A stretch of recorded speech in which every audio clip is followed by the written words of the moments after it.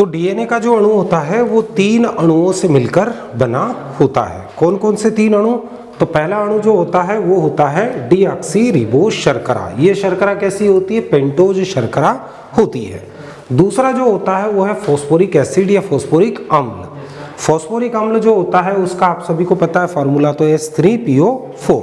Clear? एक अणु इसका होता है। और तीसरा जो होता है वो है नाइट्रोजन बेस।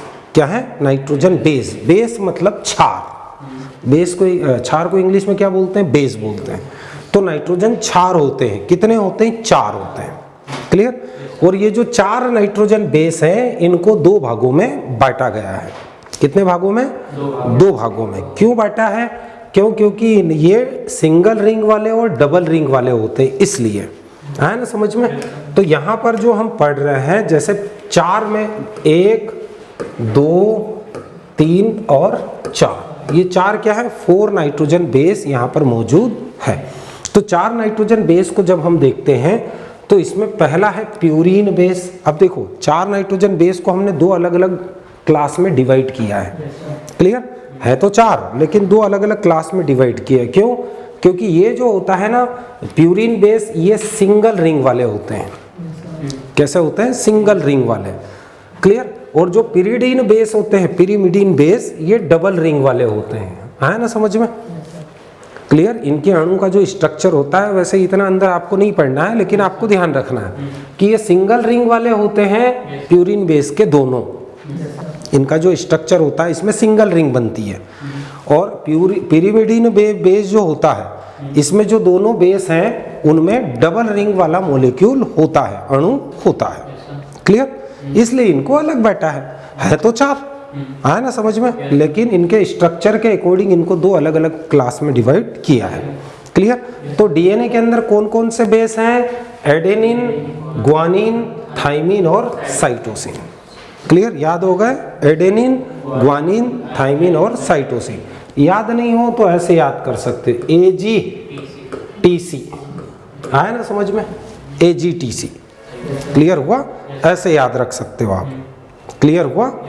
अब एक बात और ध्यान रखना, चलो अभी मैं बताऊंगा, पहले ये समझ लो। तो एक अणु तो हमने पढ़ा डीएनए के अंदर कौन सा? शर्करा। कौन सी? पेंटोज, जिसका नाम है डीऑक्सीरिबोज शर्करा।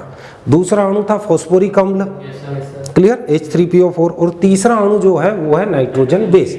नाइट्रोजन बेस ये 4 में से कोई सा भी एक हो सकता है। 4 होते हैं डीएनए में, लेकिन हम एक एक अणु की बात कर रहे हैं। तो जैसे एडिनिन अगर मान लो फॉस्फोरिक अम्ल और शर्करा से जुड़ा तो एडिनो न्यूक्लियोटाइड बन जाएगा। अगर ग्वानिन जुड़ा तो ग्वानो न्यूक्लियोटाइड बन जाएगा, रहेगा न्यूक्लियोटाइड। अगर थाइमिन जुड़ा तो थाइमिनो न्यूक्लियोटाइड बन जाएगा। और अगर साइटोसिन जुड़ा तो साइटो न्यूक्लियोटाइड बन जाएगा। आया ना समझ में? क्लियर हुआ? तो 3 अणुओं में से 1 2 और ये तीसरा अणु। तीसरे अणु मतलब नाइट्रोजन बेस। नाइट्रोजन बेस 4 प्रकार के होते हैं। 4 में से कोई सा भी बेस आपको न्यूक्लियोटाइड में मिलेगा, एक सिंगल। एक ही न्यूक्लियोटाइड में 2 बेस नहीं होते। आया ना समझ में? एक कोई सा भी मिलेगा। तो ये क्लियर हो गया। तो दूसरा क्वेश्चन यहाँ से भी पूछा आता है कि डीएनए में प्यूरीन बेस में कौन से नाइट्रोजन बेस होते हैं? तो प्यूरीन में कौन से होते हैं? Adenine, guanine. और पिरिमिडीन में कौन से होते हैं? थाइमिन और साइटोसिन। ये सिंगल रिंग वाले हैं, ये डबल रिंग वाले हैं। क्लियर? टोटल 4। क्लियर? अब एक बात और ध्यान रखना, यहाँ डीएनए जब हम आरएनए पढ़ेंगे तो आरएनए भी यही है।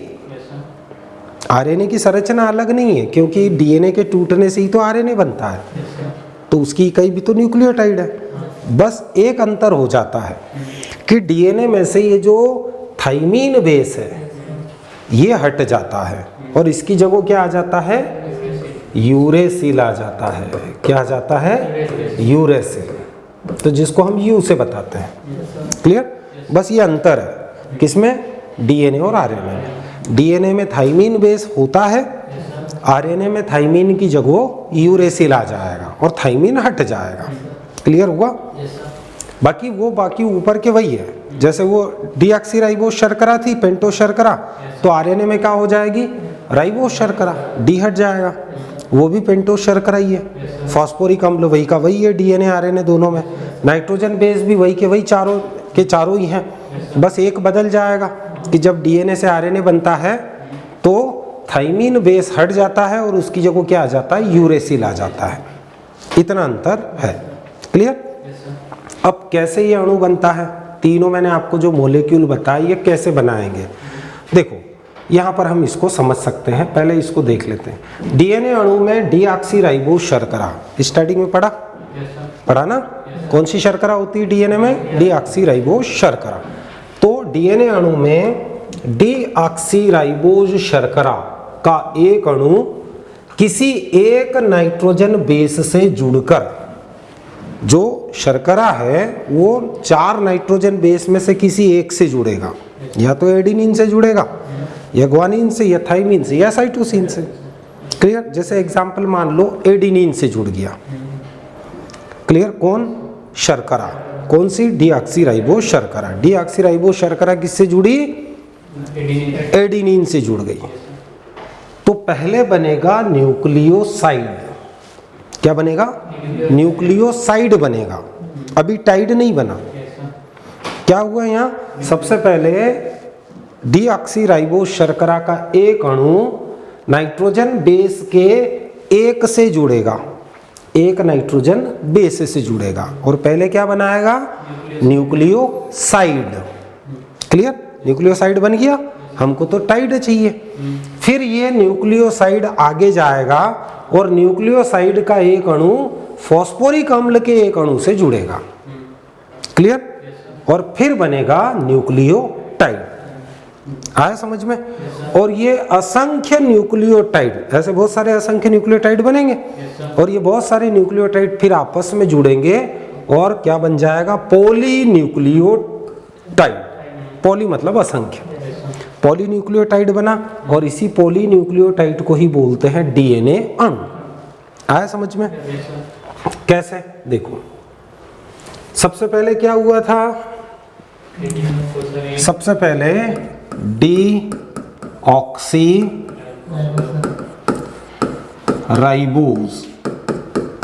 शर्करा का एक अणु किससे जुड़ा? एक नाइट्रोजन बेस से। Nitrogen base. नाइट्रोजन बेस कितने हमारे पास? 4 है, एडिनिन, ग्वानिन, थाइमिन, साइटोसिन। किसी एक को ले लो आप। क्लियर? तो पहले क्या बनेगा? इसका भी एक अणु। क्लियर? ये आपस में जुड़कर पहले क्या बनाएंगे? पहले बनाएंगे न्यूक्लियोसाइड। अभी कंप्लीट नहीं हुआ, न्यूक्लियोसाइड बना, 1 2, एक और अणु है फॉस्फोरिक अम्ल। अब ये न्यूक्लियोसाइड से फिर जुड़ेगा फॉस्फोरिक अम्ल H3PO4, कितना? एक अणु। और इन दोनों के जुड़ने से अब बन जाएगा न्यूक्लियोटाइड।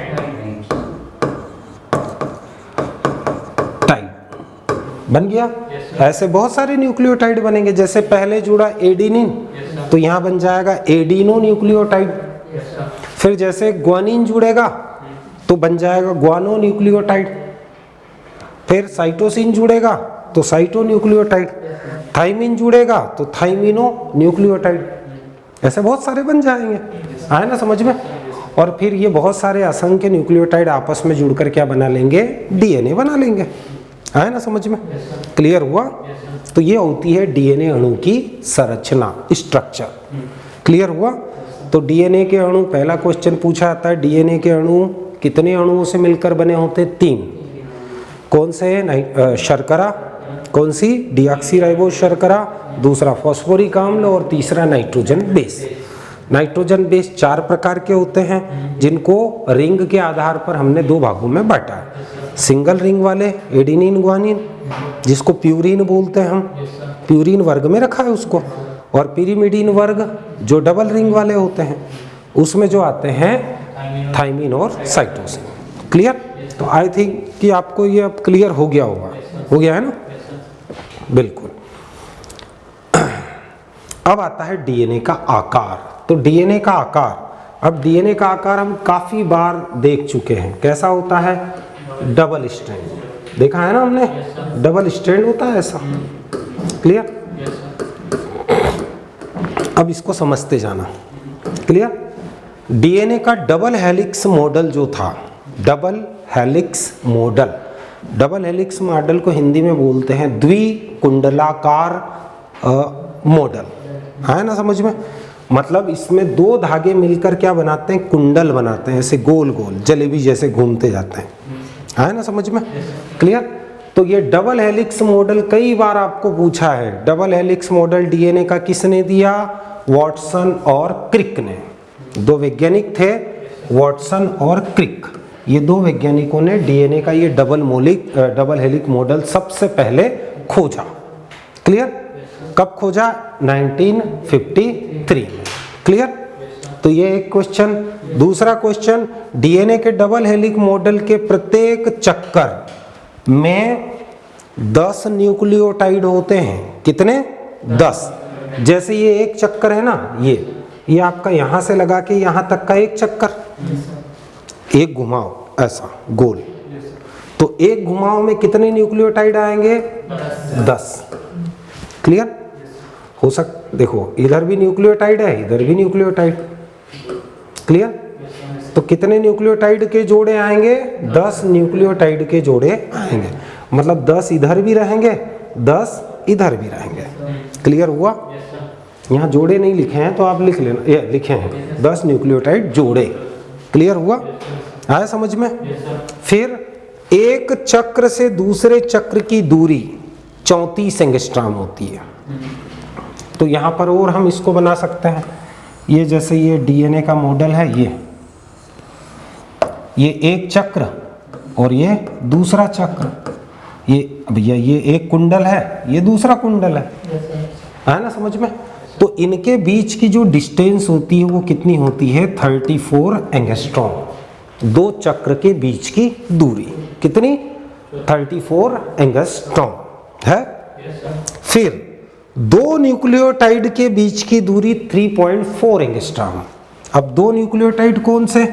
जैसे ये एक न्यूक्लियोटाइड है और ये दूसरा है, इन दोनों के बीच की दूरी कितनी है? केवल 3.4 एंगस्ट्रॉम। है समझ में? दो चक्र के बीच की दूरी 34 एंगस्ट्रॉम और दो न्यूक्लियोटाइड के बीच की दूरी 3.4 एंगस्ट्रॉम होती है। क्लियर हुआ? न्यूक्लियोटाइड के जोड़े प्रत्येक चक्र में कितने हैं? 10 जोड़े हैं। दो न्यूक्लियोटाइड के बीच की दूरी 3.4 एंगस्ट्रॉम और दो कुंडल के बीच की दूरी 34 एंगस्ट्रॉम। पॉइंट को हटा दो तो 34 एंगस्ट्रॉम। आया समझ में? इतना हो गया क्लियर? अब चलते हैं आगे। डीएनए के प्रत्येक कुंडल का व्यास 20 एंगस्ट्रॉम। अब ये जो कुंडल है इसका, क्लियर, हेलिक्स है। क्लियर? ये इस टाइप से। अब इसका व्यास कितना होता है? डायमीटर, जो घुमाव होता है, एक चक्र बन रहा है तो चक्र का क्या रहता है? डायमीटर। क्या बोलते हैं उसको? व्यास। है ना समझ में? तो यहां से लगा के यहां तक का ये जो व्यास है, ये एक चक्र है ना चक्र। तो इसका व्यास कितना होता है? Total 20 angstrom. क्लियर? और आधा क्या हो जाता है? व्यास का या डायमीटर का हाफ करते हैं तो रेडियस, त्रिज्या हो जाती है। तो त्रिज्या क्या आएगी? 10 एंगस्ट्रॉम। सीधी सी बात है। क्लियर? फिर आगे चलते हैं। सामान्यतः डीएनए द्विसूत्रीय श्रृंखला का बना होता है। जनरली जो डीएनए होता है वो डबल स्ट्रैंड होता है, लेकिन कभी कभी सिंगल स्ट्रैंड भी होता है वायरस। क्लियर? लेकिन मेनली तो डबल स्ट्रैंड ही होता है, दो धागों का ही बना होता है। क्लियर? और सूत्र न्यूक्लियोटाइड के बने होते हैं। ये सूत्र किसके बने हैं? मैंने आपको बताया, दोनों धागे किसके? न्यूक्लियोटाइड के। एक दूसरे से जुड़ते जाते हैं, एक धागा बन गया। है ना समझ में? जैसे मोती की माला होती है ना, पिरोते जाते हैं तो एक माला बन जाती है, ऐसे ही। क्लियर? इसमें नाइट्रोजन बेस सीढ़ी के डंडे के समान जुड़े होते हैं। अब ये जो हम कुंडल बनाते हैं, जब ये कुंडल हम बनाते हैं, ये इस टाइप की कुंडल,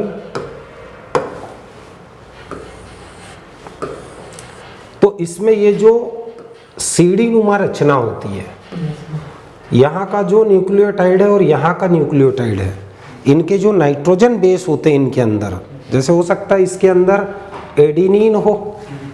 अब एक बात और ध्यान रखना, प्यूरिन में क्या थे? एडिनिन और ग्वानिन थे ना, और पिरिमिडिन में थाइमिन और साइटोसिन थे ना। तो मान लो इधर एडिनिन है, अब एडिनिन हमेशा डबल हाइड्रोजन बंध से किससे जुड़ता है? थाइमिन से जुड़ता है, दूसरी साइड, ये फिक्स है। एडिनिन कभी भी ग्वानिन से, साइटोसिन से नहीं जुड़ेगा। एडिनिन कभी भी ग्वानिन से नहीं जुड़ेगा। एडिनिन बेस जो होता है एक साइड का, वो दूसरे साइड के थाइमिन से जुड़ता है हमेशा। क्लियर? मतलब प्यूरिन का एक बेस और एक बेस किसका? पिरिमिडीन का, है ना समझ में?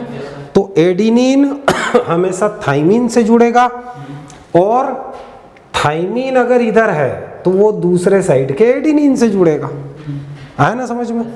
मतलब ए और टी के बीच में डबल बॉन्ड बनता है। कौन सा? हाइड्रोजन बॉन्ड, है ना समझ में? और ये जो न्यूक्लियोटाइड है यही सीढ़ी नुमा कार्य करते हैं, है ना समझ में? फिर दूसरा, अगर मैं बोलूं ग्वानिन किससे जुड़ेगा, तो ग्वानिन जो है वो जुड़ेगा दूसरे साइड के साइटोसिन से, है ना समझ में? ये एडिनो न्यूक्लियोटाइड है, ये थाइमिनो न्यूक्लियोटाइड से जुड़ेगा। ये थाइमिनो न्यूक्लियोटाइड है, ये एडिनो न्यूक्लियोटाइड से जुड़ेगा। ये ग्वानिनो न्यूक्लियोटाइड है, ये साइटोसिन न्यूक्लियोटाइड से जुड़ेगा। और अगर साइटोसिन है तो, अगर मान लो इधर की साइड अगर क्या है? साइटोसिन अगर है, तो ये दूसरे साइड के ग्वानिन से जुड़ेगा। क्लियर हुआ ना कौन किससे जुड़ेगा? और ग्वानिन हमेशा ट्रिपल हाइड्रोजन बंध से जुड़ता है साइटोसिन से। एडिनिन डबल हाइड्रोजन बंध से जुड़ेगा, और ग्वानिन हमेशा ट्रिपल हाइड्रोजन बॉन्ड से जुड़ेगा साइटोसिन से। क्लियर हुआ? तो ये भी बिल्कुल क्लियर रखना, वो पूछ लेता है एडिनिन और थाइमिन के बीच कितने हाइड्रोजन बंध? 2, और ग्वानिन और साइटोसिन के बीच 3 हाइड्रोजन बंध होते हैं। क्लियर? देखो आगे आएगा, उसमें है नोट्स में, जब लिखने का होगा तो मैं स्पेशली लिखूंगा, मुझे मालूम है क्या लिखवाना है। इसमें नाइट्रोजन बेस सीढ़ी के डंडे के समान कार्य कर रहे हैं। ये सीढ़ी के डंडे के समान जो दिख रहे हैं ये क्या है? नाइट्रोजन बेस है, नाइट्रोजन क्षार है। क्लियर हुआ? जो कि आपस में हाइड्रोजन बंध से जुड़े हुए हैं। क्लियर? फिर आगे चलते हैं।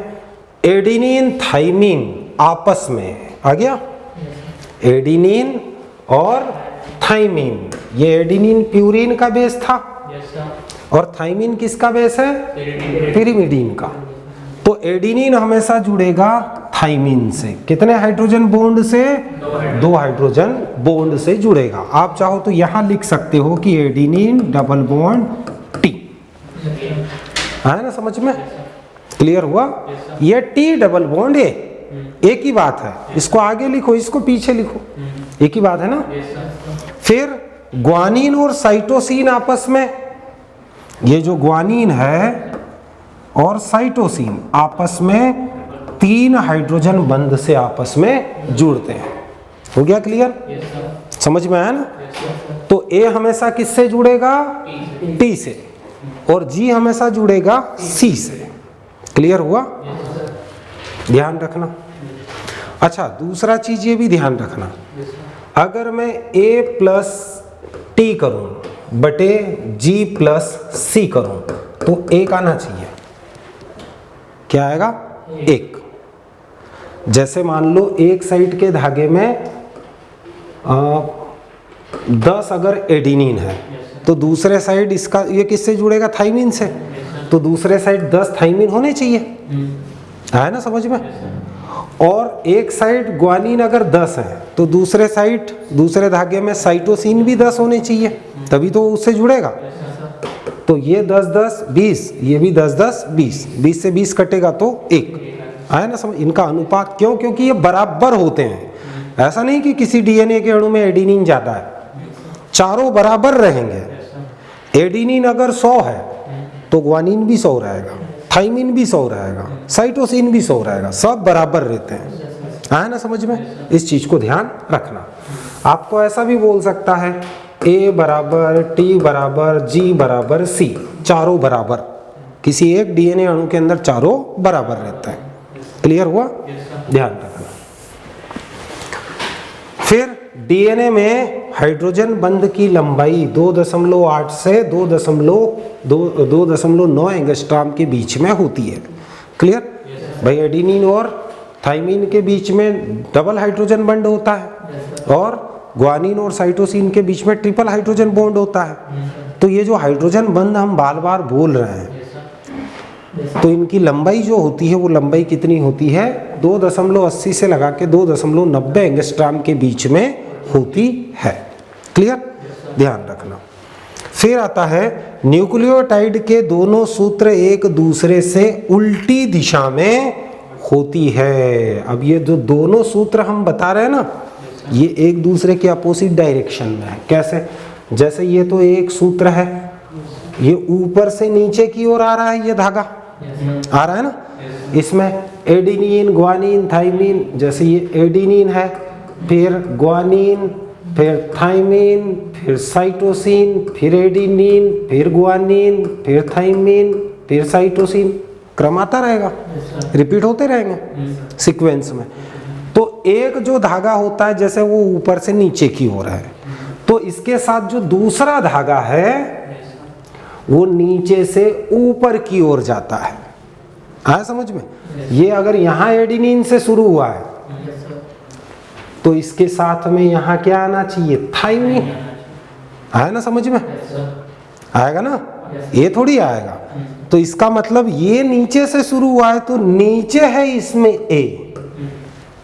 आया समझ में? दोनों एक दूसरे के उल्टे हैं। एक धागा नीचे, ऊपर से नीचे आ रहा है न्यूक्लियोटाइड का, तो दूसरे धागे में नीचे से ऊपर की ओर जा रहे न्यूक्लियोटाइड। आया समझ में?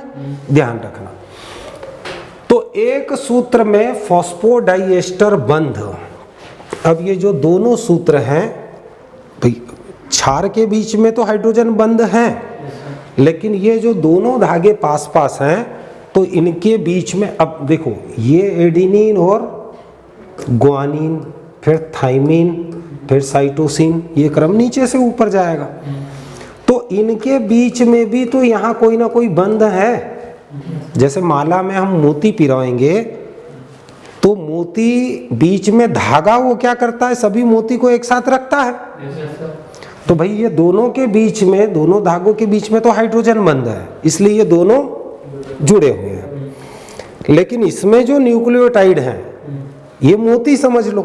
अब इसमें भी तो एक धागा होना चाहिए, कोई बंध हो, तब ये एक दूसरे से चिपकेंगे। तो इनके बीच में आपको कौन सा बॉन्ड मिलता है? फॉस्फोडाइएस्टर बंध। लेकिन एक धागे में 3 से 5 की दिशा में होता है ये। क्लियर? 3 से 5 मतलब नीचे से ऊपर की ओर, ये डायरेक्शन है इसका 3 to 5। और दूसरा जो धागा है उसमें ऊपर से, जैसे ये 3 से 5 की दिशा में है, तो दूसरा जो है उसमें ये 3 से 5 की दिशा में उल्टा रहेगा। आया समझ में? क्लियर हो? ये इनके डायरेक्शन को बताने के लिए। अब ये 3-5 क्या है इसको ज़्यादा नहीं समझना आपको, क्योंकि वो फिर बहुत अंदर चले जाओगे आप। क्लियर? तो एक धागा 3 से 5 की दिशा में होता है और दूसरा 5 से 3 की दिशा में होता है। उल्टे हैं दोनों एक दूसरे से। क्लियर हुआ? ध्यान रखना। फिर आगे हम देखते हैं, तो इस सिंबल को जनरली जो है, जो कोलीफेज होते हैं, कोलीफेज माइक्रो ऑर्गेनिज्म है। क्लियर? ये जो कोलीफेज है, कौन सा इसको नाम दिया है? ये 5 वाला चिन्ह है। क्या है? 5 × 174। ये एक माइक्रोब्स होता है, सूक्ष्म जीव है। क्लियर? कोलीफेज और S13 पोलीफेज, ये भी सूक्ष्म जीव है। ये इनको नंबर से बताते हैं। तो 5 × 174 कोलीफेज और S13 पोलीफेज, ये ऐसे सूक्ष्म जीव हैं, माइक्रोब्स हैं, जो एक्सेप्शन है, अपवाद है। किसके? इनमें डीएनए सिंगल स्ट्रैंड है। कैसा है? सिंगल स्ट्रैंड है। बाकी सब में कैसा होता है? Double strand. तो वो मैं शुरू में ही आपको बताया हूं कि डीएनए मैक्सिमम 99% डबल स्ट्रैंड ही मिलता है माइक्रोब्स में, या हमारे अंदर भी। लेकिन कुछ ऐसे एक्सेप्शन है, अपवाद हैं, जिनमें डीएनए होता है लेकिन सिंगल स्ट्रैंड होता है। तो इसको हम आगे क्या लिख सकते हैं? SSDNA, single strand DNA. Clear हुआ? समझ में आया ना? ध्यान रखना, डीएनए में नाइट्रोजन बेस AGTC होते हैं, लेकिन आरएनए में T के स्थान पर क्या आ जाता है? यूरेसिल। ये मैं शुरू में ही बताया कि डीएनए आरएनए का स्ट्रक्चर लगभग सेम है, बस यहां पर जो थाइमीन है ना डीएनए में, इसको हटा देंगे और क्या जोड़ देंगे इसमें? यूरेसिल। तो ये किसके बन जाएंगे? बेस आरएनए के बन जाएंगे। आया ना समझ में? तो ये क्वेश्चन आपको सबसे ज्यादा बार पूछा है कि डीएनए में कौन सा नाइट्रोजन बेस है जो आरएनए में नहीं है? कौन सा? थाइमीन, है ना? अब उल्टा पूछ ले, आरएनए में कौन सा नाइट्रोजन बेस है जो डीएनए में नहीं है? यूरेसिल। आया समझ में? तो ये ध्यान रखना। क्लियर हो गया? तो डीएनए की संरचना क्लियर हो गई? कोई डाउट तो नहीं है? 2 हेलिक्स के बीच की दूरी 34 एंगस्ट्रॉम, 2 न्यूक्लियोटाइड के बीच की दूरी 3.4 एंगस्ट्रॉम, हेलिक्स का जो डायमीटर है, व्यास है, वो 20 एंगस्ट्रॉम, उसका रेडियस 10 एंगस्ट्रॉम। क्लियर? दोनों जो सूत्र होते हैं उनमें जो दोनों सूत्र की दिशा होती है एक दूसरे के विपरीत होती है। आया ना समझ में? जो सूत्र होते हैं उसमें न्यूक्लियोटाइड आपस में फास्फोडाइएस्टर बॉन्ड से जुड़े होते हैं, दोनों धागों के जो नाइट्रोजन बेस होते हैं वो आपस में हाइड्रोजन बंध से जुड़े होते हैं। एडेनिन हमेशा ग्वानिन से जुड़ेगा और एडेनिन हमेशा थाइमीन से जुड़ेगा और ग्वानिन हमेशा साइटोसिन से जुड़ेगा। एडेनिन जब भी थाइमीन से जुड़ेगा तो डबल हाइड्रोजन बंध से जुड़ेगा, और ग्वानिन अगर जुड़ेगा साइटोसिन से तो हमेशा ट्रिपल हाइड्रोजन बॉन्ड से जुड़ेगा। क्लियर? एक हेलिक्स में न्यूक्लियोटाइड के जोड़ों की संख्या 10 होती है। क्लियर हो गया? याद हो जाना चाहिए भैया ये, ठीक है ना? फिर आता है डीएनए फिंगरप्रिंटिंग। अब डीएनए फिंगरप्रिंटिंग क्या होता है? देखो, जैसे हमारा हाथ का फिंगरप्रिंट है ना, तो हमारे हाथ को, थंबनेल को कहीं भी ले जाके अगर स्कैन करते हैं तो फट से पकड़ में आ जाएगा कि भैया ये व्यक्ति है, ये हमारा पहचान पत्र है। आधार कार्ड में भी आता है फिंगरप्रिंट। आजकल तो एटीएम में भी, अगर एटीएम घर पे छूट गया तो कोई दिक्कत नहीं, वहाँ मशीन के नीचे वो फिंगरप्रिंट का भी ऑप्शन रहता है। आपके पास एटीएम अगर गुम हो गया तो आप फिंगरप्रिंट लगा दो, वो स्कैन कर लेगा, आपका आधार नंबर मांगेगा, आपका आधार नंबर डालो, आप पैसे निकाल सकते हो। है ना समझ में? तो जैसे फिंगरप्रिंट से पहचान होती है किसी भी व्यक्ति की, ऐसे ही डीएनए फिंगरप्रिंटिंग भी एक जो है एक साइंस है। इसमें क्या करते हैं, आपने देखा होगा अधिकतर, जैसे वो CID नाटक आती है ना, उसमें क्या करते हैं, वो CID वाले आते हैं और जब सामान्य पुलिस से काम नहीं बनता कि भैया यहाँ कोई सबूत नहीं है, तो फिर CID वाले आते हैं, फिर पूरे कमरे की छानबीन करते हैं। कहीं छोटा सा खून का धब्बा अगर मिल गया या कहीं बाल का टुकड़ा मिल गया, उसको भी पकड़ के थैली में रख के ले जाते हैं लैब में, और वहाँ ले जाकर उसका फिर डीएनए देखते हैं कि इसका डीएनए कैसा है। तो पृथ्वी पर हर इंसान का डीएनए अलग अलग है। जैसे हर इंसान का फिंगरप्रिंट अलग है ना, ऐसे हर इंसान का डीएनए स्ट्रक्चर अलग अलग है, क्योंकि हर इंसान में सभी चीज़ें जीवन में एक टाइम पे नहीं होती। क्या सभी व्यक्तियों के बाल एक साथ सफ़ेद होते हैं एक ही उम्र पर, कि फिक्स 35 साल आए, शाम को सोए तो आपके बाल काले थे, सुबह चद्दर खोल के जैसे ही आईने के सामने गए सब सफ़ेद हो गए? एकदम से होता है क्या? एक साथ सब में नहीं होता, सब में अलग अलग है। चेहरे का स्ट्रक्चर, भाई जो हमारा शरीर बना है, हर व्यक्ति एक दूसरे से मेल नहीं खाता, है ना समझ में? कुछ ना कुछ तो डिफरेंट रहेगा। तो वो डिफरेंट या वेरिएशन किसके कारण आ रहा है? उस डीएनए के कारण आ रहा है। तो कुछ ना कुछ खंड तो डीएनए के अलग रहेंगे हर इंसान में, भले ही पूरा डीएनए एक जैसा हो, कुछ ना कुछ तो चीजें अलग रहेगी। क्लियर? तो उसी की पहचान को करना कहलाता है डीएनए फिंगर प्रिंटिंग। तो ये अधिकतर कहाँ सक्सेस होता है, जैसे कोई बलात्कार का केस है, क्लियर, उसमें फिर किसी का मर्डर कर दिया किसी ने और मुजरिम पकड़ में नहीं आ रहा है, पहचान नहीं पा रही कि किसने किया, तो मर्डर जहाँ पर किया वो साइट पे जाके क्या करते हैं, वहाँ से कोई सा भी क्लू, चाहे तो छीना झपटी में स्किन आ गई होगी नाखून में, या फिर छीना झपटी में बाल झड़ गए होंगे, किसी के बाल पकड़ लिए होंगे, या ऐसे खींचने में यहाँ का बाल गिर गया होगा, उसको लेके फिर उसका क्या डीएनए चेक किया जाता है ना समझ में। जैसे फॉरेन में, विदेश में क्या है कि जैसे भी कोई मुजरिम को पकड़ते हैं तो सबसे पहले उसका जो है डीएनए फिंगरप्रिंट तैयार कर लेते हैं और अपने सिस्टम में डाल लेते हैं कि कल को इसकी 2 साल की सज़ा माफ़ होने के बाद, जैसे भाई हो गई उसकी सज़ा, वापस जाएगा कहाँ, समाज में रहने, भाई वो तो फितरती अगर मुजरिम है तो उसका डीएनए फिंगरप्रिंट पहले ही पुलिस जो है जब उसको सज़ा होती तभी वो पूरा बनाकर रख लेते हैं अपने पास। कल को अगर उस क्षेत्र में जहाँ वो रह रहा है और उसके आसपास कहीं मर्डर होता है, कुछ होता है, और वहाँ से कुछ अगर बाल के टुकड़े या कुछ भी मिलते हैं तो सबसे पहले क्या करेंगे, उसका पहले डीएनए का स्ट्रक्चर तैयार करेंगे कि भैया ये बाल के अंदर कैसा डीएनए है, और फिर उसको पूरा जो भी आसपास के मुजरिम है वहाँ के, जिनका पहले डीएनए इकट्ठा कर रखा है, उससे मैच करेंगे। अब भैया इंदौर में अगर किसी का मर्डर हो रहा है तो कोई ऐसा तो है नहीं कि कोई उधर महाराष्ट्र से कोई आएगा घूमता फिरता, चलो मूड हो गया, सरवटे पे खड़े हैं, बोले चलो इसको मारो, बंदूक मार दी। भाई कोई किसी न किसी की दुश्मनी होती है, तो दुश्मनी किसके पास किसकी होती है भैया, जो आसपास रहते हैं, है ना समझ में। कोई ऐसा थोड़ी है कि कोई व्यक्ति विजयनगर उसका मकान है, आपका यहाँ है, क्लियर, और आप घूमते फिरते गए, बोले चलो आज तो विजयनगर पे एक आध को ठोकूंगा, है ना समझ में, मूड है आज विजयनगर जाके वहाँ किसी को मारूंगा, तो ऐसा तो होता नहीं है। कई केस में होता भी है, लेकिन मैक्सिमम 90% संभावना यही है कि भैया लोकल में ही लड़ाई होती है। जैसे आपके गांव में है तो आपके गांव में या तो लड़ाई हो सकती है बाजू वाले खेत वाले की, कोई ऐसा थोड़ी कि एक का खेत यहाँ है और एक का बहुत दूर है, वो वहाँ जाएगा मेड़ को खिसकाने, है ना समझ में, या फिर जिनके घर पास हैं, तो उस गांव के जितने भी मुजरिम प्रवृत्ति के लोग हैं जिन पे पहले केस हो चुके हैं, तो उनके डीएनए फिंगरप्रिंट पहले ही पुलिस तैयार करके रख लेती है। जब भी उस गांव में कुछ ऐसी घटना घटती है तो भैया चेक करते हैं उनके डीएनए को, जिससे मैच खा गया, वहाँ जो सबूत मिला उससे, तो वो उसको सजा हो जाती है, वो पकड़ में आ गया मुजरिम, है ना समझ में। ऐसे थोड़ी कि हर व्यक्ति का डीएनए तैयार कर लेते हैं। जैसे आपका, तो आपका डीएनए फिंगरप्रिंट कोई पुलिस के रिकॉर्ड में थोड़ी मिलेगा, है ना समझ में, क्योंकि और ऐसे भी सामान्य मुजरिम नहीं कि ऐसे किसी का पर्स चोर लिया तो चलो इसका डीएनए फिंगरप्रिंट तैयार करो, खर्चा लगता है बहुत उसमें, उसको सामान्य 2-4 दिन की सजा होके छोड़ देते हैं।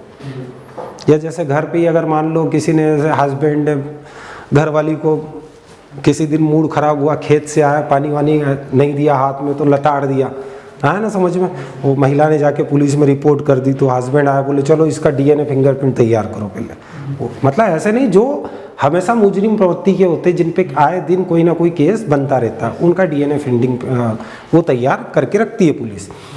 तो डीएनए फिंगरप्रिंट का जो उपयोग होता है, ये केस सॉल्व करने के लिए, मुजरिम को पकड़ने के लिए, बलात्कार के जो अपराधी होते हैं उनको पकड़ने के लिए जनरली इनका उपयोग करते हैं, क्लियर। अब इसमें क्या करते हैं भैया, डीएनए में कुछ विशेष खंड होते हैं, हर किसी के डीएनए में, बाकी तो डीएनए समान होता है, लेकिन कुछ स्पेशल ऐसे पार्ट या खंड होते हैं, टुकड़े, जो बाकी लोगों से अलग होते हैं। तो उन अलग खंडों को क्या करते हैं, तो लैब के अंदर पहचाना जाता है और उन खंडों को मैपिंग करके सिस्टम में सेव कर लेते हैं, वही है डीएनए फिंगरप्रिंट, क्लियर। डीएनए में कुछ विशेष खंड होते हैं जो प्राणियों में भिन्न भिन्न होते हैं, इन विशेष खंडों को जंक डीएनए बोलते हैं। क्या बोलते हैं, जंक डीएनए, है ना समझ में, क्या बोलते हैं इनको, जंक डीएनए कहते हैं। और इन्हीं की मैपिंग करके क्या करते हैं, अपने सिस्टम में सेव कर लेते हैं, क्लियर। इन्हीं के आधार पर जांच की जाती है, क्लियर। जैसे हमारा फिंगरप्रिंट तो सबके हाथ में ऐसे लाइनें दिखती है, लेकिन हमारा जो बीच वाला हिस्सा आता है ना, सेंटर वाला, वो उसका स्ट्रक्चर सब में अलग अलग है, बाकी तो सब में ऐसे गोल लाइनें दिखती है, अंगूठा लगाओगे तो सबका लगभग एक जैसा, लेकिन थोड़ा बहुत किसी का थोड़ा चौड़ा वाला कर्व होता है, किसी का सकरा होता है, किसी का गोल होता है, किसी के बीच वाले हिस्से में बहुत ज़्यादा वेरिएशन होता है। तो ऐसे खंडों को पहचान करना है। अब इसके लिए क्या करते हैं, तो डीएनए अलग करके उसे रिस्ट्रिक्शन एंडोन्यूक्लियस, ये एंजाइम का नाम बिल्कुल घोट लेना भैया, ये बहुत पूछता है आपको, आया ना समझ में। ये जैसे आपका जो पूरा डीएनए होता है ना, ये पूरा डीएनए, इसमें से जो विशेष स्पेशल वाला जो खंड दिखता है कि भैया ये टुकड़ा अलग है इसमें, तो ये क्या करेंगे, ये रिस्ट्रक्शन जो एंडोन्यूक्लियस एंजाइम है इसको ले जाकर यहाँ छोड़ देंगे। तो ये क्या करेगा, ये एंजाइम इतने टुकड़े को काटेगा, है ना समझ में, क्या करेगा, काटेगा, और इसकी फिर मैपिंग की जाती है ना समझ में। या फिर किसी वैरायटी में सुधार करना है कि भैया ये वाला टुकड़ा हमको यहाँ से काट के अलग करना है और दूसरे का डीएनए लाकर यहाँ फिट करना है। जस्ट ट्रांसजेनिक निकालते हैं ना, जैसे बीटी कॉटन निकाला है तो वैसे ही निकाला है, डीएनए में बदलाव करके, है ना समझ में। तो यहाँ ये डीएनए को काटने के लिए ऐसे थोड़ी कि लाओ कैंची मैं काट दूंगा, तो कोई कपड़ा थोड़ी, वो तो बहुत माइक्रो है ना समझ में, इतना माइक्रो है कि कैंची में भी नहीं आएगा, वो कटेगा ही नहीं वैसे, क्लियर। तो इसको माइक्रोस्कोप में देखा जाता है और जितने टुकड़े को काटना होता है वहाँ पे ये एंजाइम छोड़ दिया जाता है। ये एंजाइम क्या करता है, उतने टुकड़े को काट कर बाकी के डीएनए से अलग कर देगा, कर दिया अलग। अब इसकी आप मैपिंग कर लो। तो इसीलिए रिस्ट्रक्शन एंडोन्यूक्लियस एंजाइम को मोलेक्युलर बायोलॉजी में सीजर भी बोलते हैं, कैंची। ये कैंची का काम कर रहा है ना। तो इसीलिए इसको क्या कहा जाता है भैया, ये जो बायोलॉजी है, बायोलॉजी में इसको सीजर कहा जाता है इस एंजाइम को। तो कई बार ये क्वेश्चन पूछा है कि आणविक बायोलॉजी या मोलेक्युलर बायोलॉजी में जो सीजर कौन से एंजाइम को कहते हैं, या आणविक चाकू किसको कहा जाता है, मोलेक्युलर सीजर किसको बोलते हैं, रिस्ट्रक्शन एंडोन्यूक्लियस एंजाइम को। ये डीएनए खंडों को तोड़कर अलग करने के लिए उपयोग किया जाता है, क्लियर। और इसको अलग कर लिया, अलग करने के बाद इसको क्या करते हैं, इन खंडों का एक्सरे फिल्म तैयार कर लेते हैं और उसको क्या करते हैं, कंप्यूटर में सेव कर लेते हैं। पर ये हो गया फिंगरप्रिंटिंग। अब जब भी वो मुजरिम कुछ करेगा तो उसके वो वाले टुकड़े को जो आपके पास सेव है उस टुकड़े को इससे मिलाएंगे, मिल गया मतलब आपने जुर्म किया है ना समझ में। ये होता है डीएनए फिंगरप्रिंटिंग। तो रिस्ट्रक्शन एंडोन्यूक्लियस एंजाइम को जीव विज्ञान की आणविक कैंची या मोलेक्युलर सीजर कहा जाता है मोस्ट टाइम पे, क्लियर। तो क्लियर हो गया डीएनए फिंगरप्रिंटिंग। यहाँ से ये क्वेश्चन सबसे ज्यादा पूछा जाता है आणविक कैंची का, क्लियर। फिर हम पढ़ते हैं डीएनए के प्रकार। डीएनए कितना प्रकार का होता है, तो डीएनए जो होता है वो मुख्य रूप से 5 प्रकार का होता है। वैसे तो ये ब्रह्मांड में पृथ्वी पर बहुत सारे जीव जंतु है, बहुत प्रकार का डीएनए होता है, लेकिन मेजर जो होता है वो 5 टाइप का डीएनए होता है, क्लियर। और जिसमें से जो वॉटसन और क्रिक ने डबल हेलिक मॉडल दिया था, अभी हमने पढ़ा ना ऊपर, वॉटसन और क्रिक ने डबल हेलिक मॉडल दिया है, तो वो डबल हेलिक मॉडल किसका दिया है, बी डीएनए का। कौन सा डीएनए, बी डीएनए। ये कई बार आपको पूछा कि सबसे पहले जो डीएनए का डबल हेलिक मॉडल दिया गया था वो कौन सा डीएनए था, A B C D Z, कौन सा डीएनए था, तो बी डीएनए था।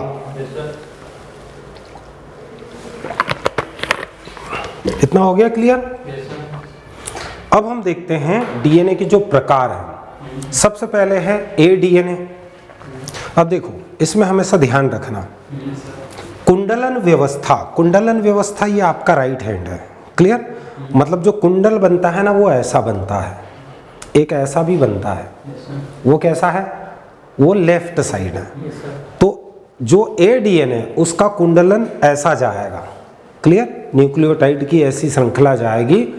तो ये जो कुंडलन व्यवस्था क्या रहेगी, राइट हैंडेड, सीधे हाथ की ओर, है ना समझ में। फिर कुंडल का व्यास तो 23 एंगस्ट्रॉम, वैसे हमने जो पढ़ा है वो 20 एंगस्ट्रॉम है, वो जो वॉटसन क्रिक ने खोजा था बी डीएनए, क्लियर, उसका 20 एंगस्ट्रॉम था। लेकिन जो ए डीएनए है इसका 23 होता है। फिर प्रत्येक कुंडल में जो न्यूक्लियोटाइड के जोड़े होते हैं वो 10 होते हैं, हमने पढ़ा है। लेकिन ए डीएनए में कितने होते हैं, 11 होते हैं, क्लियर। फिर दूसरा, आप बोलोगे सर हमको याद किसका रखना है, तो आपको याद केवल बी डीएनए का रखना है, आया ना समझ में, क्योंकि यही सबसे ज्यादा जीवों में पाया जाता है और सबसे पहले खोजा भी यही है।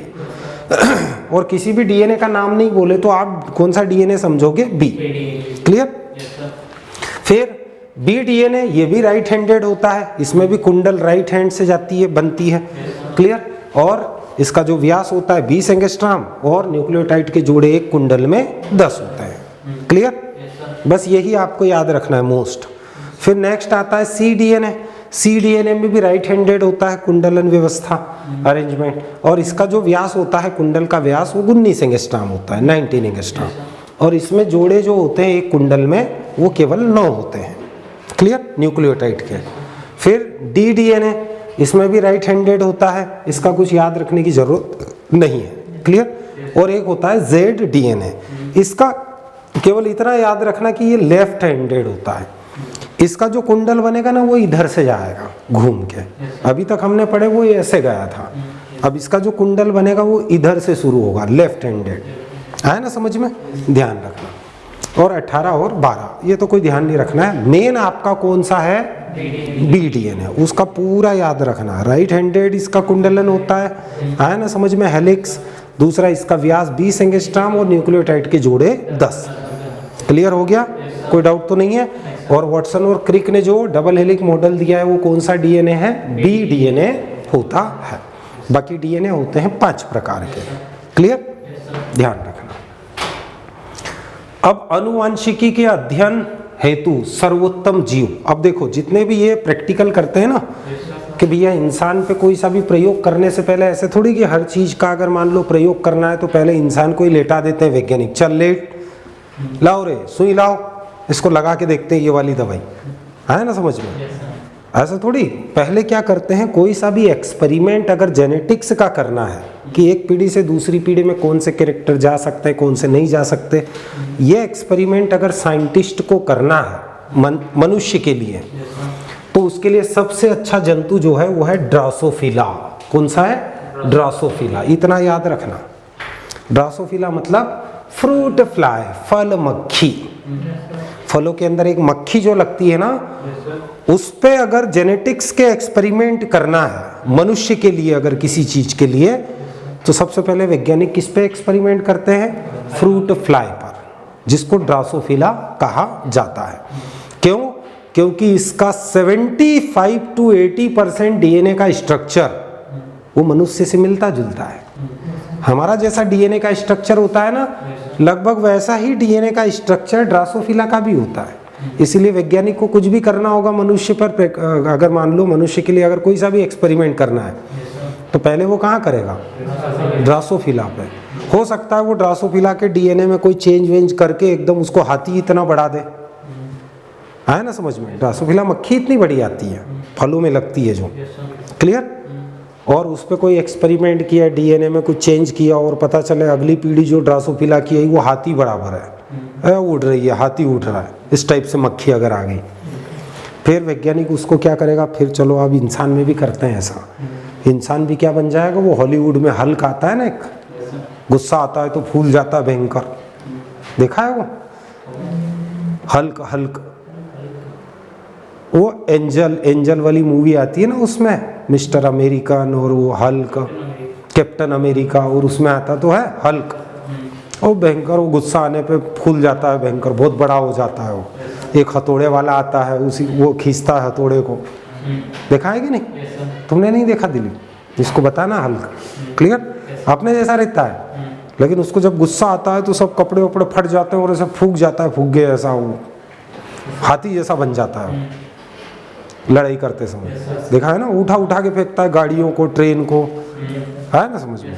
तो अगर ऐसा एक्सपेरिमेंट करना हो तो पहले वैज्ञानिक किस पर करेंगे? मक्खी पर करेंगे, क्योंकि उसका और हमारा डीएनए लगभग 75 से 80% मिल रहा है। तो जिससे हमारा डीएनए मिलेगा उसी पे एक्सपेरिमेंट करेंगे। तो कई बार ये क्वेश्चन आपको पूछा है कि अनुवांशिकी संबंधित या जेनेटिक्स रिलेटेड जितने भी एक्सपेरिमेंट किए जाते हैं उसके लिए सबसे बढ़िया जो ऑर्गेनिज्म है वो कौन सा है? वो है ड्रोसोफिला, फल मक्खी। क्लियर? मेहता जी आ रहा है समझ में? महक जी हो रहा है क्लियर? ये क्वेश्चन कई बार पूछा है आपको, बिल्कुल ध्यान रखना। फल मक्खी बोल दे तो भी करेक्ट है, और इसका जो जंतु वैज्ञानिक नाम होता है वो है ड्रोसोफिला मेलानोगास्टर, या फिर केवल अगर ड्रोसोफिला भी बोल दे तो भी करेक्ट है ना समझ में। वैसे फल मक्खी को ड्रोसोफिला ही कहा जाता है। क्लियर हुआ? ध्यान रखना।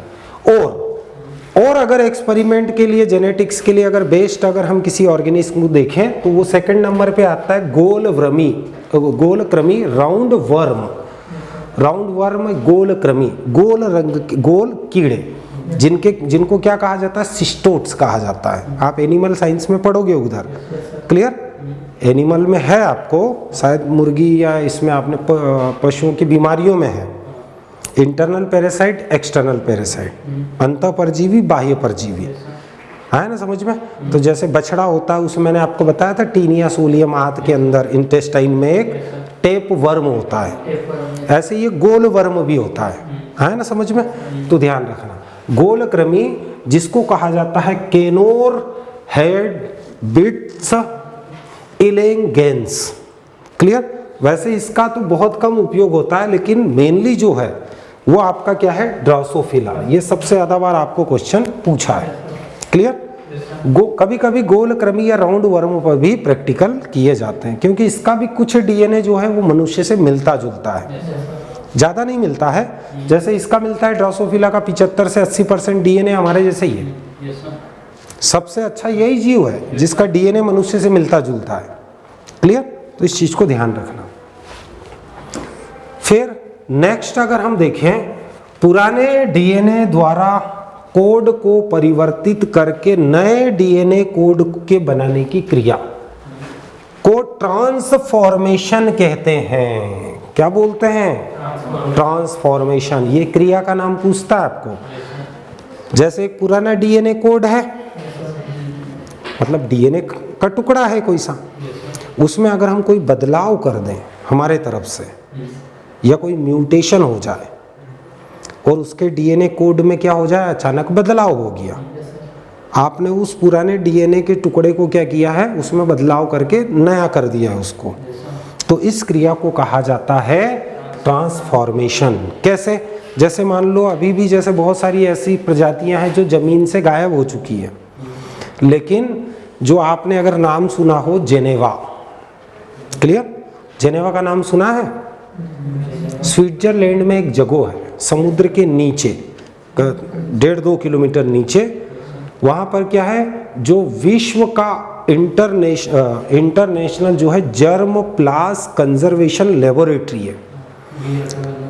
वहाँ पर जितने भी विश्व के अंदर जो जीव अभी लुप्त होने की कगार पर है कि बस ये अब कुछ ही बचे हैं, ये कभी भी लुप्त हो सकते हैं, तो उनके जर्म प्लास को, मतलब उसके डीएनए को ले जाकर क्या करते हैं? वहाँ समुद्र के नीचे बना हुआ है 1.5-2 किलोमीटर नीचे, ताकि भूकंप भी आए, कोई न्यूक्लियर हमला भी हो, पूरी पृथ्वी खत्म हो जाए, लेकिन वो जगह खत्म नहीं होगी। है ना समझ में? वहाँ पर पूरे विश्व की सभी जातियों के डीएनए का जो जर्म प्लास है उसको कंजर्व करके रखा है ना समझ में। कल को पता चले पूरी पृथ्वी पर परमाणु युद्ध हो गया, इंसान नामक जाति खत्म हो गई, तो नीचे जो साइंटिस्ट है उनके पास इंसान का जर्म प्लाज्म है, वो उस जर्म प्लाज्म में बदलाव करके वापस मनुष्य को जिंदा कर सकते हैं, मतलब वो प्रजाति को वापस ले आएंगे। है ना समझ में? तो अभी खैर वैज्ञानिक बहुत पीछे हैं उस टेक्निक से, लेकिन उनके पास जर्म प्लाज्म तो है, और उसको क्रायो प्रिजर्वेशन टेक्निक से क्या करते हैं? संग्रहित करते हैं, कई सालों तक वो खराब नहीं होगा। मतलब उसको कंजर्व करने के लिए लिक्विड नाइट्रोजन का उपयोग करते हैं। किसका? लिक्विड। और लिक्विड नाइट्रोजन का टेम्परेचर आप सभी को पता है -196 डिग्री सेंटीग्रेड, बहुत कम होता है, 0 से भी 196 डिग्री सेंटीग्रेड नीचे कितना ठंडा है ना समझ में। तो वहां पर इसको क्या करते हैं? प्रिजर्व करके रखते हैं कि कल को पेड़ पौधे, इंसान, कोई जैसे बहुत सारे ऐसे पक्षी हैं, जीव जंतु हैं जिनका जर्म प्लास, जिनकी जो पॉपुलेशन है बिल्कुल लास्ट है, जैसे शेर है, तो धीरे धीरे उनकी जनसंख्या भी कम हो रही है। ऐसे ही सबसे ज़्यादा अगर बढ़ रहा है तो कौन? इंसान, सबसे खतरनाक प्राणी पृथ्वी का। क्लियर? धुआंधार। ना तो प्रदूषण से डरता है, ना कोरोना से डरता है, कोई भी आ जाए कोई फर्क नहीं पड़ता, फिर भी खत्म होने का नाम ही नहीं लेता इंसान। क्लियर? मतलब धरती का सबसे खतरनाक प्राणी, वो सबको खत्म कर देगा, अकेला ही रहेगा। क्लियर? ना तो पेड़ पौधे रहेंगे, कुछ भी नहीं रहेगा, वही रहेगा। पर ये आने में काफ़ी साल लगेंगे, हजारों साल लगेंगे। क्लियर? तो किसी भी पुराने डीएनए कोड को देखो, जेनेटिक कोड जो होता है ना, डीएनए का कोड, वो हमेशा ट्रिपलेट होता है। कैसा होता है? ट्रिपलेट। कोड कैसे होता है? देखो, कोड को डिकोड कैसे करते हैं ये भी सीख लो आप, चूंकि बात हो रही तो। जैसे ये डीएनए का ये धागा है, इस पर ये जुड़ा है ए, जी, टी और सी, इस धागे पे है। अब ये इससे जो जुड़ेगा तो एक इससे जुड़ेगा टी से, जी को जुड़ना है तो सी से जुड़ेगा, फिर टी को जुड़ना है तो ए से जुड़ेगा। है ना समझ में? तो ये जो तीन है ना, तीन नाइट्रोजन बेस जो है न्यूक्लियोटाइड, ये है कोड।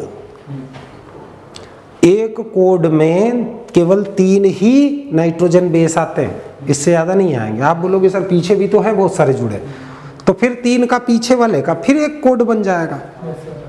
जैसे कंप्यूटर में भाषा चलती है ना, बाइनरी सिस्टम 0 और 1, पूरे कंप्यूटर में यही तो है बाइनरी सिस्टम। हम भले क लिखें, म लिखें, कुछ भी लिखें, कंप्यूटर 0 और 1 को ही पढ़ता है, इसके अलावा किसी को नहीं पढ़ता है। जैसे कंप्यूटर के सीपीयू में डाल रखा है कि अगर ये क लिखे मतलब समझ जाओ 3 0 हैं, तो हम क की बटन दबाते हैं और अंदर जाने के बाद सीपीयू जैसे ही इसको पढ़ता है तो 3 0 को पढ़ता है और स्क्रीन पे फट से क आ जाता है। क्लियर? आया ना समझ में? जैसे म लिखना है, कंप्यूटर में डाल रखा है 0 1, जैसे ही हमने म का बटन दबाया कंप्यूटर फट से पढ़ेगा इसको 0 1। ये कोड है। 0 और 1 के अलावा कंप्यूटर में दूसरा नंबर है ही नहीं, बस इसी को आगे पीछे करके ना सब बनाते जाते हैं। है ना समझ में? जैसे हो सकता है कि जैसे किसी का नाम है कमलेश, क्लियर? कंप्यूटर में उसको डाल रखा है 1 0 0 1 1 0 0 1, ये कोड। तो जैसे ही हमने कमलेश टाइप किया तो कंप्यूटर ने पढ़ा ही है ना समझ में? क्लियर? और इस टाइप से ये बाइनरी लैंग्वेज आपने पढ़ा होगा, कंप्यूटर कभी पढ़ा हो तो पढ़ा है ना? हाँ, बाइनरी सिस्टम होता है कंप्यूटर में 0 1, कभी पढ़ोगे भविष्य में। तो ऐसे ही यहाँ पर ये 3 जो नाइट्रोजन बेस है इसका एक कोड बन गया है। अब ये कोड कहाँ जाएगा? ये अलग अलग होंगे, तो ये डीएनए से क्या बनेगा? ये अलग अलग टूट कर जाएगा आरएनए। आरएनए किसके पास जाएगा? राइबोसोम के पास। ये राइबोसोम बैठा है यहाँ पर, ये जाएगा, इसको सूचना देगा। क्या सूचना देगा? ये कोड ले जाकर दे देगा, AGT। ये कोड ले जाकर दे दिया। अब यहाँ जो राइबोसोम है ये क्या करेगा? इस कोड को डिकोड करेगा। डिकोड कैसे करेगा? ए किससे जुड़ता है? टी से, तो ए को पढ़ेगा ये टी। हाँ समझ में? जी किससे जुड़ता है? सी से, तो ये जी को पढ़ेगा सी। फिर यहाँ टी है, टी को क्या पढ़ेगा? ए, टी सी है। यहां से आया जो कोड आया AGT, और इसने उसको डिकोड किया, और डिकोड करने से क्या भाषा बन गई? TCA। अब TCA का मतलब है बालों को सफेद करने वाली प्रोटीन। तो राइबोसोम फटाफट जहां काले करने वाली प्रोटीन बना रहा था ना, रुक जाएगा। बोले नया कोड आ गया है, अपन ने इसको डिकोड किया, अब हमको पता चल गया है कि अब इसके बालों को सफेद करो। फटाफट वो प्रोटीन बंद कर देगा और दूसरी प्रोटीन बनाना चालू कर देगा। हाँ समझ में? तो ऐसे कोड को क्या करता है? वो डिकोड करता है। जैसे आप बचपन में किया होगा ना अपने दोस्तों को, जैसे घर पे कि चलो यार शाम को या सुबह 10 बजे संडे है क्रिकेट खेलने जाएंगे। किसी के पिताजी ने बोल दिया है कि नहीं खेत में जाएगा भैया चाय देने, और लड़के का मन है क्रिकेट खेलने जाने का, तो धीरे से कोड रहता है बच्चों का, रहता है ना कि मैं आके दरवाजे के पास ऐसा खड़ा रहूंगा, मुंह इधर रखूंगा, तू समझ जाना। कि क्रिकेट खेलने जाना है, और अगर नहीं आया तो समझ जाना कि नहीं जाना है। तो वो बुलाता थोड़ी है घर में आवाज़ लगा के कि रमेश चल क्रिकेट खेलने चलना है। उसको मालूम उसके पिताजी बैठे हैं और पिताजी के पैरों में जो है ना वो 10 नंबर का वो चमड़े का जूता है, तो दूर से ही ऐसा नीम के पास खड़े हो जाएगा, वहाँ देखता रहेगा। जैसे ही रमेश ने उधर देखा वो इधर मुँह कर लेगा। रमेश समझ गया अंदर कि क्रिकेट खेलने के लिए जा रहे हैं, मेरे को बुला रहे हैं, है ना समझ में। तो ये क्या कोड भाषा है। तो ऐसे ही यहाँ पर भी कोडिंग डिकोडिंग चलती है ना समझ में, होता है कि नहीं ऐसा, बस वही है। तो पुराने कोड को डिकोड, पुराने कोड को अगर हमको क्या करना है, चेंज करना है। जैसे कंप्यूटर में पासवर्ड डालते हो ना आपके मोबाइल में, क्लियर। तो आपके मोबाइल में पासवर्ड आज ये डाला, पता चला घर पे दीदी को भैया को पता चल गया पासवर्ड, तो आप दूसरे दिन फट से जाके चेंज कर लेते हो ताकि कोई आपका मोबाइल ओपन नहीं कर पाए, है ना समझ में। क्योंकि आपके दोस्तों की वो पर्सनल बातें फिर पता चल जाए, इसलिए आप फटाफट चेंज कर लेते हो ना। तो ऐसे ही जो पुराना कोड था डीएनए का, उसको क्या किया है, चेंज कर दिया है, नए कोड में कन्वर्ट कर दिया है ना समझ में। तो इस क्रिया को क्या कहा जाता है, ट्रांसफॉर्मेशन कहा जाता है। सीधी सी बात है, पुरानी चीज को रिन्यू कर देना, है ना समझ में, वो क्या है, ट्रांसफॉर्मेशन। तो ये ध्यान रखना। ऐसे विषाणु जो जीवाणु में प्रवेश करके उन्हें मार देते हैं, ऐसे वायरस, कौन, वायरस या विषाणु जो किसी बैक्टीरिया के अंदर घुस जाते हैं बॉडी में। जैसे मान लो ये है वायरस, ये बैक्टीरिया है। कुछ ऐसे वायरस होते हैं स्पेशल जो बैक्टीरिया के अंदर चले जाते हैं, अंदर बॉडी में घुस गए, और अंदर जाने के बाद इस बैक्टीरिया को अंदर खा जाएंगे। क्या करेंगे, खा जाएंगे। तो अंदर ही अंदर अगर इसको खा गए तो ये बैक्टीरिया मर जाएगा ना। तब हम ऐसे वायरस को क्या बोलते हैं, इसको बोलते हैं बैक्टीरियोफेज। क्या बोलते हैं, बैक्टीरियोफेज, या हिंदी में बोलते हैं जीवाणु भोजी, जीवाणु को भोजन बनाने वाला, है ना समझ में। और ये कहाँ पर मिलता है, ये आपको मिलता है, किसमें मिलता है, गंगा जी में। गंगा जी जो है ना, क्या कारण है कि वहाँ का पानी खराब नहीं होता है, वहाँ का पानी हमेशा शुद्ध होता है। आप 25 साल भी अगर वहाँ से झाड़ी लाते हैं ना, घर पे अगर रखते हैं, तो उसमें कोई भी जीव जंतु बैक्टीरिया कोई नहीं पनप पाते। कारण, क्योंकि उसमें एक बैठा हुआ है, कौन, बैक्टीरियोफेज। ये कोई सा भी बैक्टीरिया अगर वहाँ पनपेगा तो उसको खा जाएगा, मार देगा, है ना समझ में। तो यही कारण है कि गंगा जी के पानी में किसी भी प्रकार का कोई जीव जंतु नहीं होता। क्लियर हुआ। तो कई बार आपको क्वेश्चन पूछा है कि ऐसे वायरस या विषाणु जो बैक्टीरिया को स्पॉइल करते हैं, नष्ट कर देते हैं, मार देते हैं, क्लियर, उनको क्या कहेंगे हम, बैक्टीरियोफेज कहेंगे। हिंदी में उसको बोलेंगे जीवाणु भोजी। लेकिन ये होते कौन है जीवाणु भोजी, वायरस होते हैं, और मारते किसको हैं, बैक्टीरिया को मारते हैं। क्लियर हुआ, ध्यान रखना। फिर एक टर्म और आती है, प्लाज्मिड। क्या है, प्लाज्मिड। तो प्लाज्मिड को समझने के लिए बिल्कुल हम बहुत आसान भाषा में अगर मैं आपको बताऊं, तो बैक्टीरिया के अंदर जो होता है ना, जैसे ये बैक्टीरिया सेल है, इस बैक्टीरिया सेल के अंदर एक गोलाकार डीएनए होता है। कैसा डीएनए होता है, गोल, इसी को बोलते हैं प्लाज्मिड, है ना समझ में। एक कोशिका के अंदर एक छोटा एक्स्ट्रा क्रोमोसोमल डीएनए अणु होता है। कोई एक कोशिका जिसके अंदर क्रोमोसोम के अलावा भी डीएनए अणु होता है। क्रोमोसोम पर डीएनए है वो तो है, क्रोमोसोम के अलावा जो एक्स्ट्रा क्रोमोसोमल डीएनए है वो भी होता है। क्लियर, जो भौतिक रूप से क्रोमोसोमल डीएनए से अलग होता है। फिजिकली उसको देखो तो बिल्कुल आपका जो क्रोमोसोम पर जो डीएनए है उससे ये अलग है।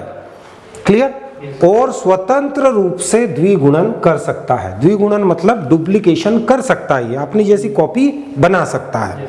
जैसे एक गोलाकार डीएनए है,